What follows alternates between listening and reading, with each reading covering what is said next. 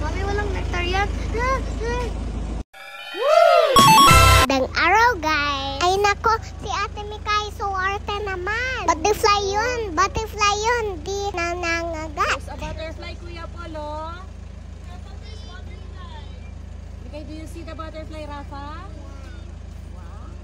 Mami, that was a caterpillar. It was a caterpillar first. Kumukuha siya ng nectar. What's nectar? Yung makukuha mo sa flower. Welcome to the Mabalacat, Pampanga. Today is the day that my mom's best friend is coming to Mabalacat City. Matagal na sila di nagkikita. Oh, you kiss Ninang muna and hug.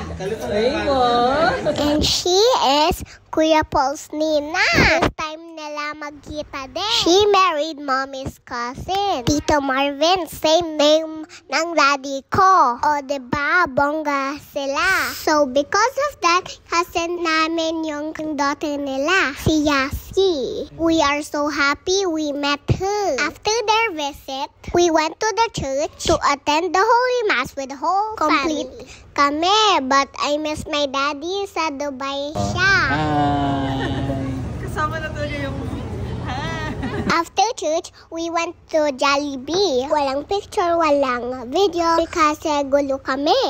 The next day, Mommy went to choose her gown for the wedding. Dami niya sinukat. Di siya makapili. Medyo taba kasi siya. O yan, lagu-lagu na naman. Idarayu. Yung napili niya, ang sikip.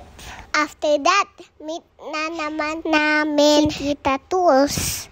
Ayan, banding-banding na naman kasi miss nila yung isa't isa. Pagbigyan namin sila para mag-relax sila. Tawag dyan Japanese head spa. Shampoo nila yung hair. Tapos head massage. Tapos may kasamang facial. Tapos nag-add sila ng hot stone massage. Sulit naman siguro yung binayad nila, no?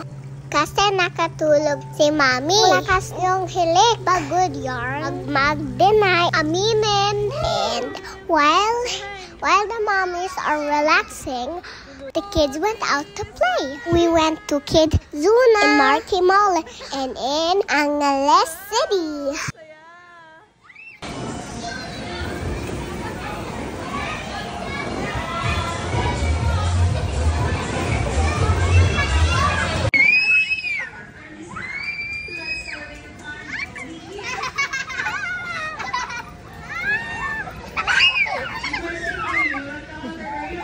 Happy? Enjoy? Yeah, push us After playing, we were so hungry. Now we went to McDonald's. And of course, the adults want other food. So nila street food sa Toto Bits. You know what Toto Bits means? Means Toto Bitit.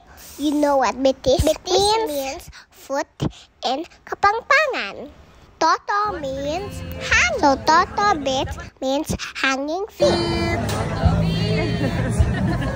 Because before, during 90s, when you go to the palengke or eat in the Carinderia or in the eatery, you will sit down near the counter. It's like a high chair and your feet are hanging. That's why Kapangpangans call it Toto Bits, because your feet are literally hanging. Wow. We had so much fun and we don't want to end the day.